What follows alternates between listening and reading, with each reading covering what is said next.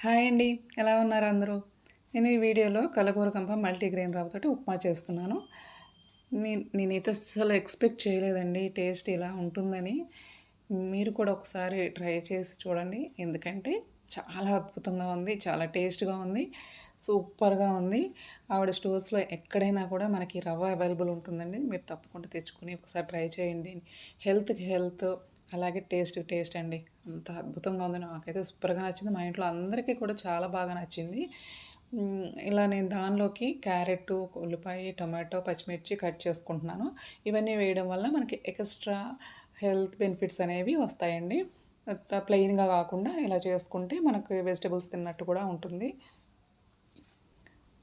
మీకు ఈ వీడియో నచ్చినా, కొత్తగా చూసేవాళ్ళు తప్పకుండా సబ్స్క్రైబ్ చేసుకోండి. సబ్స్క్రైబ్ చేసుకొని పక్కనున్న బెల్ మీద ప్రెస్ చేస్తే నేను కొత్త వీడియో పెట్టగానే మీకు వెంటనే నోటిఫికేషన్ వస్తుందండి. వెంటనే మీరు వీడియోని చూడొచ్చు. ఇలా చిన్న చిన్న ముక్కలుగా అన్నీ కట్ చేసుకోవాలి.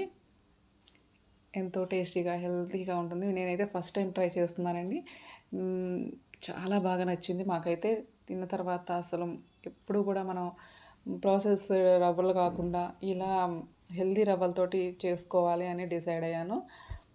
చూడండి ఇలా పాన్ పెట్టుకుని దానిలోకి ఆయిల్ వేసుకుని వేడెక్కిన తర్వాత పచ్చిశనగపప్పు, మినపప్పు, ఆవాలు, ఎండుమిర్చి, జీడిపప్పు వేసుకొని చక్కగా ఫ్రై చేసుకోవాలి. ముందైతే తాలింపు గింజలు వేగిన తర్వాత అప్పుడు జీడిపప్పులు వేసుకోవాలి. వేసుకొని వేయించుకోండి. చూడండి జీడిపప్పులు కొంచెం వేగిన తర్వాత దానిలోకి కట్ చేసుకున్న ఉల్లిపాయ ముక్కలు, పచ్చిమిర్చి ముక్కలు వేసుకున్నాను.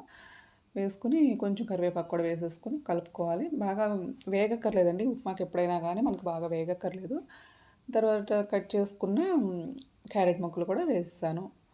వేసేసి చక్కగా 2 నిమిషాల పాటు వేయించుకోండి. తర్వాత కట్ చేసుకున్న టమాటా ముక్కలు కూడా వేసుకొని వేయించుకోండి. కొంచెం మగ్గితే ఒక పావు వంతు మగ్గితే సరిపోతుందండి. బాగా మెత్తగా మగ్గక్కర్లేదు. దానిలో కొంచెం సాల్ట్ వేసుకొని మూత పెట్టుకొని ఒక 2 నిమిషాల పాటు మగ్గించుకోండి. చూడండి ఎంత కలర్ఫుల్‌గా ఉందో, అంత టేస్టీగా కూడా ఉందండి. మీకు ప్లెయిన్‌గా ఇష్టమైతే ప్లెయిన్‌గానైనా చేసుకోవచ్చు. నేనైతే ఇవన్నీ యాడ్ చేశాను. దానిలోకి మల్టీగ్రెయిన్ రవ్వని వేసుకోండి. వేసుకొని ఒకసారి ఇలా కలుపుకోవాలి. ఎందుకంటే మనకి రవ్వ అలా వేయించుకుంటే రుచికి రుచిగా ఉంటుంది. అలాగే రవ్వ కూడా త్వరగా ఉడుకుతుంది. డైజెషన్ కూడా మనకి మంచిగా ఫాస్ట్‌గా అవుతుందండి.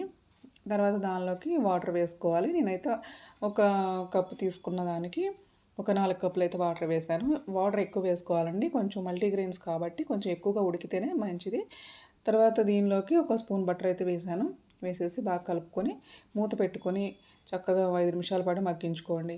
చాలా ఈజీగా ఉడికిపోతుందండి. అంతే టేస్ట్‌గా ఉంది. మీరు తప్పకుండా ట్రై చేయండి. మీ ఇంట్లో వాళ్ళందరికీ చేసి పెట్టండి. వాళ్ళు చాలా ఎంజాయ్ చేస్తూ తింటారు. అసలు మల్టీగ్రెయిన్ అనేది తెలియనే తెలియదండి. Thanks for watching.